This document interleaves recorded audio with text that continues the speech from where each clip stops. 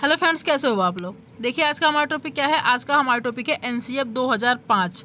आज हम एनसीएफ 2005 के बारे में पढ़ेंगे। जो आपका ये टॉपिक है एनसीएफ 2005 का, बहुत ही इंपॉर्टेंट टॉपिक है आपका, क्योंकि यहाँ से एग्जाम आप सीटेट के एग्जाम में बहुत क्वेश्चन पूछे जाते हैं। कम से कम 3-4 नंबर के आपके एग्जाम में यहाँ से पूछे ही जाएंगे, तो इसलिए आपके लिए बहुत इंपॉर्टेंट बन जाता है ये टॉपिक। आप लोग ये टॉपिक जरूर पढ़ के जाना, ठीक है। चलो हम देखते हैं कि हमारा एनसीएफ 2005 होता क्या है। उससे पहले मैं आपको बता दूं, जैसे कि मैंने भी कल की डेट में आपका क्या आया था, पब्लिक नोटिस आया था कि आपके जो एग्ज़ाम है आप क्या है ऑफलाइन मोड पर होगा, ठीक है। पहले ऑनलाइन 2 बार से हो रहा था, इस बार फिर क्या कर दिया, ऑफलाइन मोड पर कर दिया, ठीक है। अब सीबीटी मोड पर आपका एग्ज़ाम नहीं होगा, ऑफलाइन मोड पर होगा। तो इसी हिसाब से अपनी तैयारी करिए। आपके पास कितना बचा है, आपके पास 2 मंथ बचे हैं, ठीक है। आपका एग्ज़ाम कब है, 20 तारीख को, 20 अगस्त को रविवार के दिन है, ठीक है। तो इसी हिसाब से आप तैयारी करना कि 2 मंथ आपके बचे हैं। टारगेट क्या है आपका सीडीपी में आपका 30 आउट ऑफ 30 आना चाहिए। ईवीएस में आपका क्या है 30 आउट ऑफ 30, और आपके हिंदी में मतलब सब्जेक्ट में क्या है 30 ऑफ 30। आप टारगेट इतना लेके चलो, ठीक है, कि 100 में से हमें कितना लाना है, 100 में से हमें 130 ऊपर से लाना है, ठीक है। 130 प्लस से ऊपर लाना है, ठीक है, इससे ऊपर लाना है बस।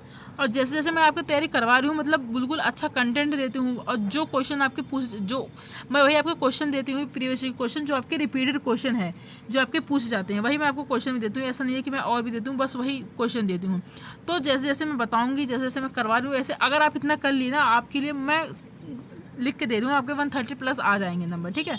बस क्या है, ऐसा नहीं है कि मैं आपको बता रही हूँ, मैं आपको पढ़ा रही हूँ तो आप पढ़ो ना। मैं आपको अच्छा कंटेंट दूंगी, अच्छे से पढ़ाऊंगी, लेकिन काम क्या है, आपका काम पढ़ना है, ठीक है। मैं तो अब सब कुछ आपको दे दूंगी, सब कुछ प्रोवाइड करवा दूंगी, लेकिन आपका क्या है, काम क्या है, पढ़ना। अगर आप पढ़ोगे तब आपके अच्छे नंबर आएंगे, ठीक है। चलिए इससे पहले बताइए कि आपका एनसीएफ का फुल फॉर्म क्या है, पता है, बताइए।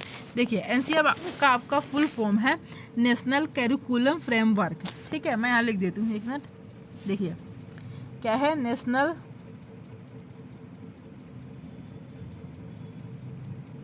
क्या है ना, ये पेन थोड़ा सा ख़राब हो गया इसलिए राइटिंग ऐसी आ रही है, आप थोड़ा एडजस्ट कर लेना, ठीक है। नेशनल करिकुलम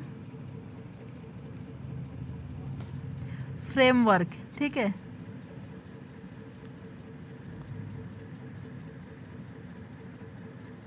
क्या है, नेशनल करिकुलम फ्रेमवर्क। हिंदी में अगर बोला जाए तो क्या हो जाएगा आपका, राष्ट्रीय पाठ्यचर्या की रूपरेखा। क्या है, राष्ट्रीय पाठ्यचर्या की आपकी रूपरेखा हो जाएगा आपका राष्ट्रीय, एक मिनट,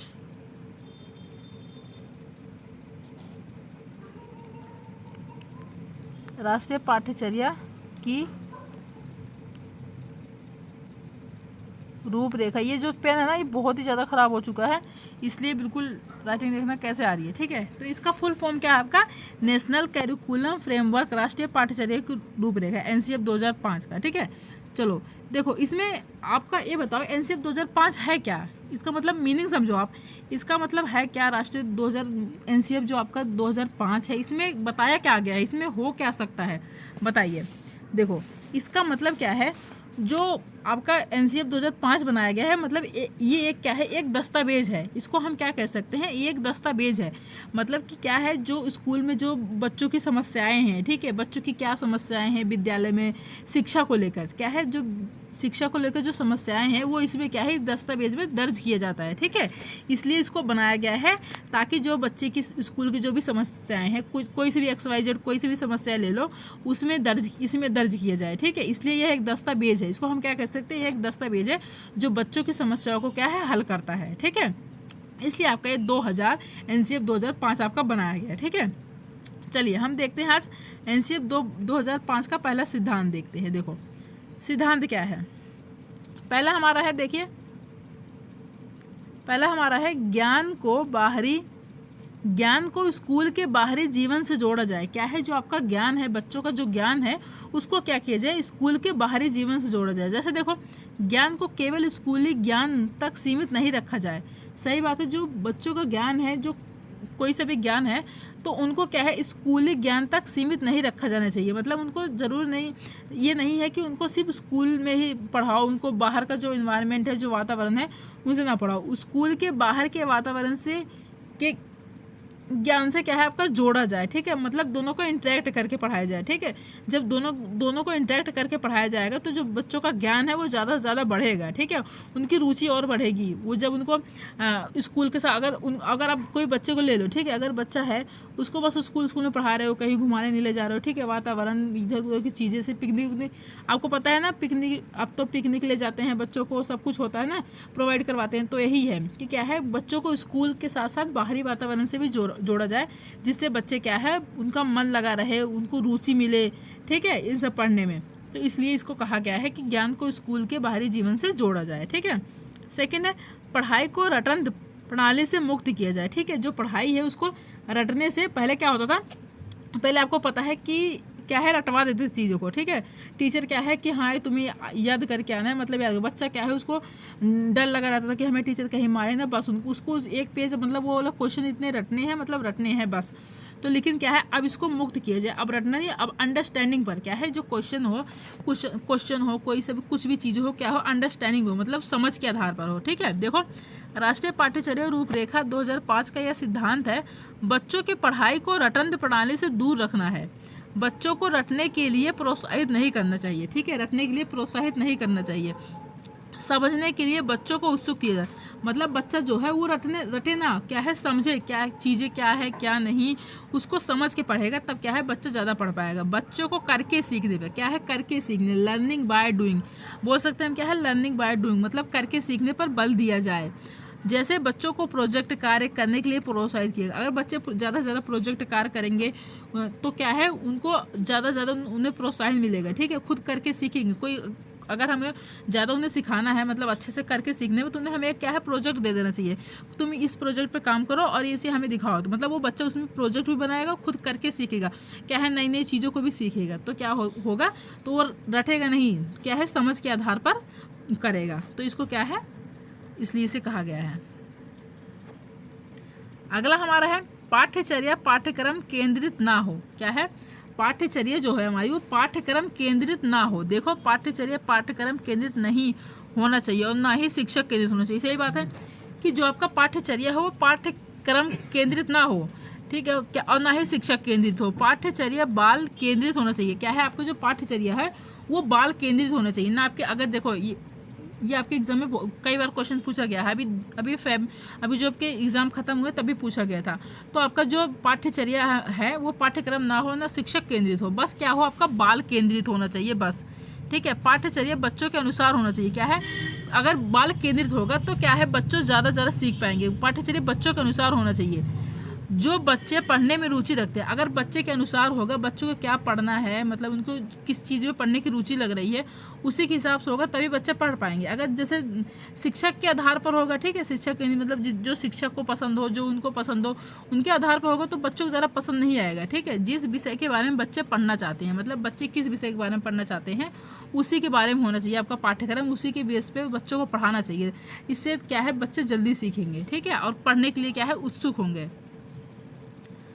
अगला क्या है हमारा, देखो, कक्ष को गतिविधियों से जोड़ा जाए। जो हमारा कक्षा है उसके कक्ष को क्या है, गतिविधियों से जोड़ा जाए, ठीक है। देखो, जैसे स्कूल में दी जाने वाली शिक्षा को विभिन्न गतिविधियों से जोड़ा जाए, ठीक है। जो स्कूल में दी जाने वाली विभिन्न गतिविधियां हैं, गतिविधियों से जोड़ा जाए। जैसे अगर आप कक्षा में वन संरक्षण, क्या है, वन संरक्षण के विषय के बारे में पढ़ा रहे हैं, तो आप बच्चों को पेड़ लगाने के लिए बोले, ठीक है।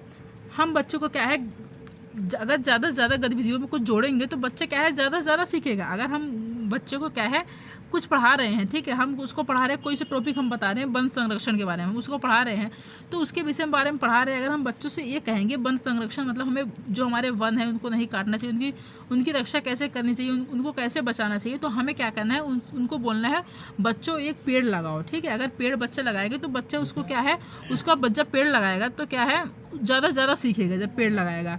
क्योंकि जब पेड़ लगाएगा उसमें पानी डालेगा, उसको बड़ा होते देखेगा ना, ठीक है, तो उसको ज़्यादा देख करेगा। क्यों, क्योंकि बच्चा खुद लगाए रहेगा और उससे ज़्यादा सीखेगा। तो ये सीखेगा ना कि हाँ, मैंने जब मतलब छोटे से मैंने इसको लगाया है, इतना मैंने बड़ा किया है इसको, तो ऐसे तो ज़्यादा होगा। तब क्या हो, वन संरक्षण करेगा उसको, तब पेड़ और काट नहीं, और दूसरों को भी वही सलाह देगा कि नहीं, हमें पेड़ नहीं काटना चाहिए, अब ज़्यादा से ज़्यादा हमें पेड़ लगाना चाहिए।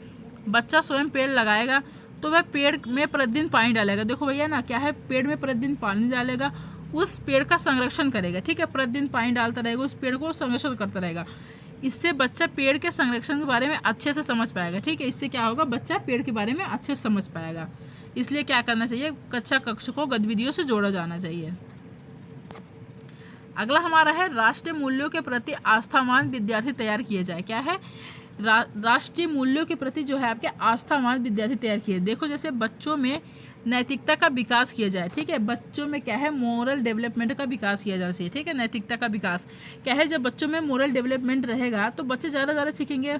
हमें बच्चों को बताना चाहिए हमें कहाँ पर क्या करना है, क्या नहीं, कैसे किससे बात करनी, नैतिकता उनके अंदर होनी चाहिए। बच्चों को नैतिक शिक्षा के बारे में बताया जाए। ठीक है, बच्चों को क्या है, नैतिक शिक्षा के आपको जो मोरल डेवलपमेंट है उसके बारे में बताया जाए।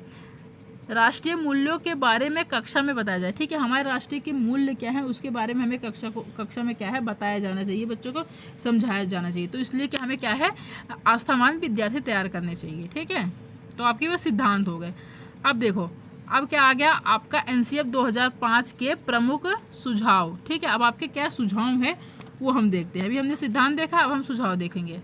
देखो पहला हमारा क्या है, एनसीएफ 2005 के अनुसार प्राथमिक स्तर में शिक्षण कार्य की भाषा मातृभाषा होना चाहिए। ठीक है, एनसीएफ 2005 में क्या कहा गया है कि जो प्राथमिक स्तर, मतलब जो प्राथमिक स्तर के जो बच्चे हैं उनकी जो शिक्षा है, उनके कार्य है, उनकी जो भाषा होनी चाहिए क्या है, मातृभाषा, मदर टंग में होनी चाहिए। ठीक है, अगर मातृभाषा में बच्चे ज़्यादा सीखेंगे तो बच्चे ज़्यादा सीख पाएंगे।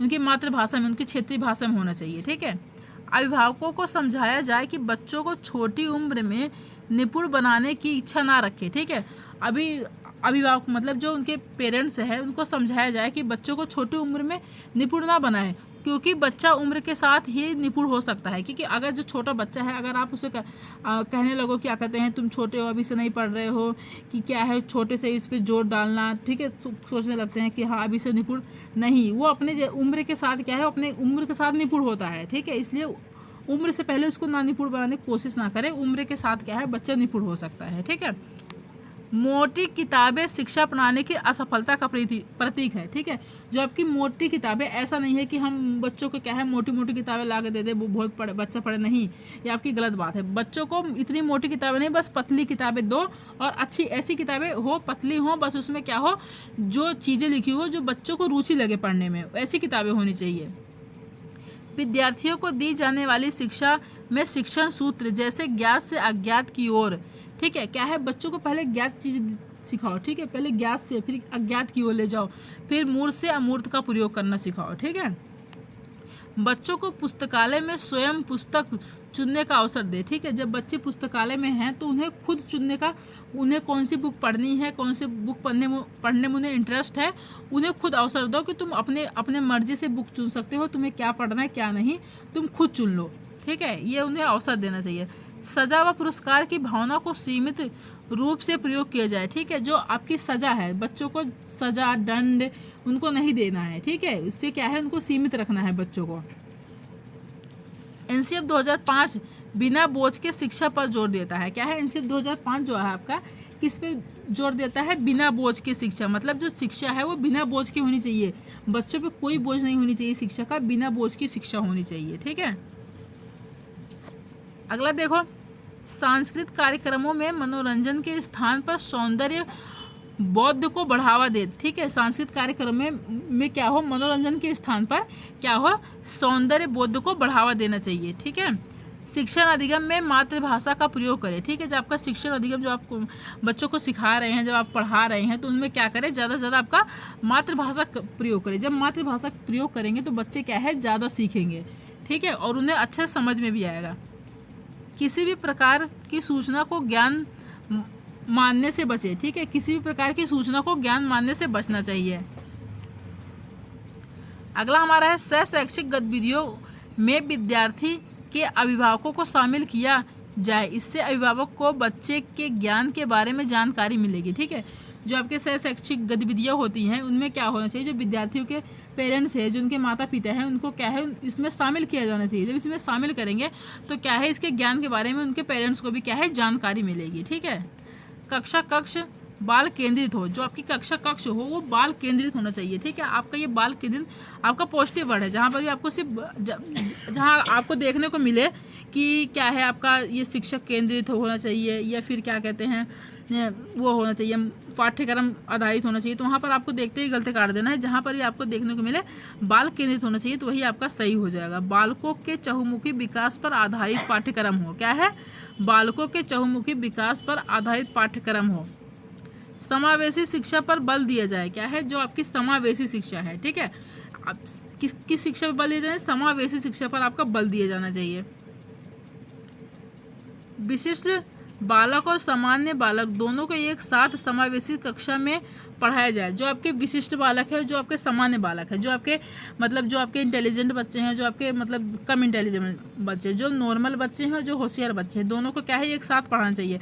ऐसा नहीं है कि जो बच्चे होशियार हैं उनको अलग कर दो और जो मतलब जो कम होशियार उन्हें अलग कर दो, ऐसा नहीं है।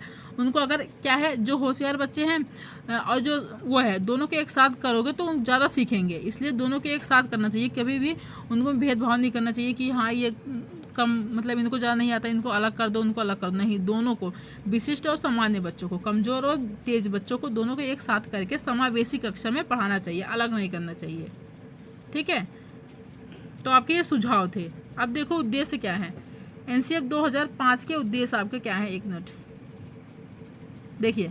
एनसीएफ 2005 के आपके उद्देश्य देखिए। हमारा पहला उद्देश्य क्या है, राष्ट्रीय पाठ्यचर्या रूपरेखा 2005 का प्रमुख उद्देश्य राष्ट्रीय एकता का विकास करना है। क्या है पहला उद्देश्य, क्या है प्रमुख उद्देश्य, क्या है, राष्ट्रीय एकता का विकास करना है। हमें राष्ट्र में एकता बना के रखना है। ठीक है, हमें राष्ट्र में एकता जब बना के रखेंगे तो हमारा ज़्यादा से ज़्यादा विकास होगा। इसलिए हमें क्या करना है, एकता बना के रखना है। इसलिए 2005 में आपका उद्देश्य ये कहा गया है। मातृभाषा को उचित स्थान देकर, क्या है, जो आपकी मातृभाषा है उसको उचित स्थान देना चाहिए। ठीक है, आपको पता है हमारी पहली लैंग्वेज क्या है, हमारी पहली लैंग्वेज हमारे मदर टंग है। ठीक है, मातृभाषा है। देकर भाषाई समस्या का समाधान करना। ठीक है, क्या है, जो हमारी भाषाई समस्या है हम मातृभाषा को क्या है उचित स्थान देंगे, और जो हमारी भाषाई और भी समस्याएं हैं उसका हम क्या है समाधान कर पाएंगे। छात्रों में अध्ययन के प्रति रुचि का विकास करना। ठीक है, छात्र ज़्यादा से ज़्यादा पढ़ें। ठीक है, उन्हें कैसे उन्हें अध्ययन करना है उसके प्रति उनका क्या है रुचि का विकास करना। अब रुचि कैसे आएगी बच्चों में, जब बच्चों में पढ़ें, उन्हें क्या है स्कूल के साथ साथ बाहरी का वातावरण के साथ मतलब पढ़ाओगे, उनसे इंटरेक्ट करके पढ़ाओगे, बाहर की चीज़ें दिखाओगे, बाहर पिकनिक ले जाओगे, हाँ यहाँ की चीज़ें ऐसी है, यहाँ का मौसम ऐसा है, ये वो सारी चीज़ें पढ़ाओगे। ठीक है, उन्हें क्या है गेम के साथ मतलब खेल बोलते नहीं, खेल खेल की विधि, जब आप खेल की विधि में पढ़ाओगे तो बच्चे इन सबसे ज़्यादा सीखेंगे, उनको क्या है रुचि होगी। अगर आपको मतलब किसी मतलब आपको गिनतियाँ सिखानी है, ठीक है, 1 2 3 4 5 6 सिखाना है, तो आप बोलोगे ये हमारा एक एप्पल है। ठीक है, एक एप्पल है, फिर ये 2 है, अगर एक एप्पल है तो हमारा एक है, 4 एप्पल है, 4 में 1 एप्पल और मिला देंगे तो कितने हो जाएंगे हमारे 5 एप्पल हो जाएंगे। तो ऐसे अगर आप पढ़ाओगे उनको क्या है बच्चों को ये भी समझ में आएगा कि हाँ हमें एप्पल हमारे लिए फ़ायदे भी हैं और उससे गिनतियाँ भी सीखेंगे। क्या है तो इसलिए क्या है खेल तभी उनकी क्या है रुचि बढ़ेगी। इसका मुख्य उद्देश्य छात्रों का सर्वांगीण विकास करना है। क्या इसका मुख्य उद्देश्य क्या है आपका, छात्रों का जो बच्चों का है सर्वांगीण मतलब संपूर्ण तरीके से विकास करना है। सर्वांगीण मतलब क्या है, संपूर्ण तरीके से विकास करना है। सामाजिक एकता का विकास करना। ठीक है, क्या है अभी आया था ना राष्ट्रीय एकता के साथ साथ हमें क्या करना है सामाजिक एकता, हमें समाज में भी क्या है एकता बना के रखना है ताकि बच्चों का विकास हो सके, इसलिए सामाजिक एकता का विकास करना है। शिक्षण विधियों का विकास करना, क्या है आपकी शिक्षण विधियों का विकास करना है, जैसे खेल विधि, अभी मैंने आपको बताया था खेल विधि से बच्चे ज़्यादा से ज़्यादा बच्चों में रुचि बढ़ती है, बच्चे ज़्यादा से ज़्यादा खेलते हैं खेल विधि से। व्याख्यान विधि कथन विधि का विकास हो। ठीक है, जो आपकी मतलब अगर आपको कोई चीज़ें बतानी है बच्चों को तो व्याख्या करके बताओ। ठीक है, ऐसे है, जब उससे व्याख्या करके बताओगे तो बच्चे ज़्यादा समझेंगे। ठीक है, कथन कहो, कथन विधि कहो, कहानियाँ कहो, ये वो, तो इससे बच्चे क्या है ज़्यादा सीखेंगे। तो और आपके सबसे इंपॉर्टेंट क्या होती है खेल विधि, सबसे मोस्ट इंपॉर्टेंट आपकी क्या है खेल विधि, तो बच्चों को खेल विधि में ज़्यादा सिखाना चाहिए। तो आपका क्या था एनसीएफ 2005 के ये सारे उद्देश्य थे। ठीक है, और देखो विद्यार्थियों में प्रेम, सहयोग, दान, परोपकार जैसे मानवीय मूल्यों का विकास हो। ठीक है, विद्यार्थियों में हमें क्या करना है कि उनमें प्रेम हो, मतलब एक दूसरे भी व्यक्ति से प्रेम करे, दूसरे से भेदभाव ना करे, सहयोग, दूसरे का सहयोग करे, किसके साथ कैसे सहयोग करना है, किसी की हेल्प करनी है तो सहयोग करे, दान करे, परोपकार करे दूसरों का। ये सब क्या है, ये सब उनके अंदर हमें डालना है, ये सब मूल्यों का उनका क्या है विकास करवाना, हमें बताना है लोगों से प्रेम करो, लोगों का सहयोग करो, दान करो, परोपकार करो, ये सब बच्चों में हमें क्या है मूल्य, ये सब विकास करना है। ठीक है, तो आपके उद्देश्य हो गए। अब देखो हमारा क्या है, हमारा है एनसीएफ 2005 क्या है विधियों पर जोर देता है। ये आपके कितनी विधियों पर जोर देता है देखो। पहला हमारा है करके सीखना, करके सीखना इस पे देता है, देखो करके सीखना, लर्निंग बाय डूइंग। ठीक है, लर्निंग बाय डूइंग, इसमें क्या है बच्चे जितना खुद से ज़्यादा करके सीखेंगे उतना बच्चों का ज़्यादा विकास होगा। ठीक है, इसलिए क्या है करके सीखने पर, अगर बच्चे को कोई चीज़ सीखनी है तो आपका क्या है करके सीखना, लर्निंग बाय डूइंग। देखो लर्निंग बाय डूइंग में क्या होता है, करके सीखने में जब बच्चा खुद करके सीखेगा कोई चीज़ों को तो वह ज़्यादा सीखेगा। जैसे आपको बच्चों को आपने खुद कुछ एक टॉपिक पढ़ाया, ठीक है, एक टॉपिक पढ़ाने के बाद तब आपने क्या कहा उसमें कुछ प्रोजेक्ट बनाना है या कुछ और करना है, उसको पढ़ा दी, तो आप बच्चों को अगर आप खुद बना के दिखाओगे कि हाँ ये देखो इसको ऐसे बनेगा, इसको ऐसे बनेगा, ऐसे ऐसे बना लो, तो फिर बच्चे क्या करेंगे अपनी कॉपी में ऐसे बना लेंगे? नहीं, आप उसको बता दोगे। ठीक है, पढ़ाने के बाद फिर आप कहोगे कि ये जो इसमें जो आपका है, इसमें क्या है जो एक्टिविटी है वो आप बनाओ। ठीक है, जो प्रोजेक्ट है वो बनाओ और इसका क्या निष्कर्ष निकलता है, इसकी क्या कहानी है, आगे क्या बढ़ सकता है, इसको खुद करो। ठीक है, इसको खुद करो। जब बच्चे उसको क्या है जब वो खुद करने की कोशिश करेंगे तो उसमें थिंकिंग करेंगे, सोचेंगे, जब ज़्यादा से ज़्यादा सोचेंगे तो उनका सोचने का विकास भी बढ़ेगा। ठीक है, फिर क्या है खुद करेंगे, खुद करके तो क्या है ज़्यादा जल्दी सीख जाएंगे। इसलिए क्या है इन विधियों पर जोर देता है, क्या है करके सीखने पर, लर्निंग बाय डूइंग। अब क्या हमारा निरीक्षण विधि। ठीक है, क्या निरीक्षण विधि में क्या होता है कि हमें किसी चीज़ों का निरीक्षण, मतलब कि जब बच्चा किसी चीज़ों का निरीक्षण कर, जैसे कि कहीं पर गया है वो, ठीक है, कहीं पर गया है, किसी घटना को उसने देखा, ठीक है, किसी घटना को देखा, मतलब कोई घटना होते हुए देखी है, कोई सी भी घटना देखी है, तो क्या है उस बच्चों का घटना करेगा। ठीक है, उसका निरीक्षण करेगा, निरीक्षण करने के बाद जो नई चीज़ें उसे लगेंगी, ठीक है, नए ज्ञान उसके अंदर आएंगे। ठीक है, नए ज्ञान को ढूंढ पाएगा। ठीक है, जब वो जाएगा किसी जगह पे, वहाँ पर क्या है कोई भी घटना करेगा, फिर उसका क्या है देखेगा, जब देखेगा फिर क्या है उसको ना खुद सोचेगा, क्या है थिंकिंग करेगा, थिंकिंग करने के बाद फिर जो उसमें नए चीज़ें आएंगी, नए ज्ञान आएगा, फिर उसका क्या है उसका वो खुद निरीक्षण करेगा, तो उसको क्या होता है वो निरीक्षण विधि होती है। ठीक है, परीक्षण विधि क्या होती है बताइए। परीक्षण विधि आपकी वे होती है, इसको भी हम क्या कर सकते हैं परीक्षण, इसको भी हम कह सकते हैं करके सीखने पर, मतलब बच्चे ज़्यादा खोज करेंगे। ठीक है, ज़्यादा खोजबीन करेंगे, खोजबीन जो आपका खोजबीन होता है बहुत इंपॉर्टेंट होता है, ज़्यादा खोजबीन करके सीखेंगे, मतलब तब क्या है वो परीक्षण विधि आपको हो जाएगी, बहुत इंपॉर्टेंट विधि हो जाएगी। ठीक है, आपका टेस्ट मेथड जिसको बोलते हैं हो जाएगा। ठीक है, ज़्यादा खोज करेंगे तो ज़्यादा सीखेंगे। सामूहिक विधि, देखिए सामूहिक विधि क्या होता है, सामूहिक विधि वो होता है जब बच्चे समूह बनाकर, मतलब अगर एक बच्चा रहता है तो एक रहता, अगर 1 से 2 बच्चे रहेंगे, 2 से 4, अगर आपस में समूह बना कर सीखेंगे ना, क्या है जब समूह बना के सीखेंगे तो ज़्यादा सीखेंगे।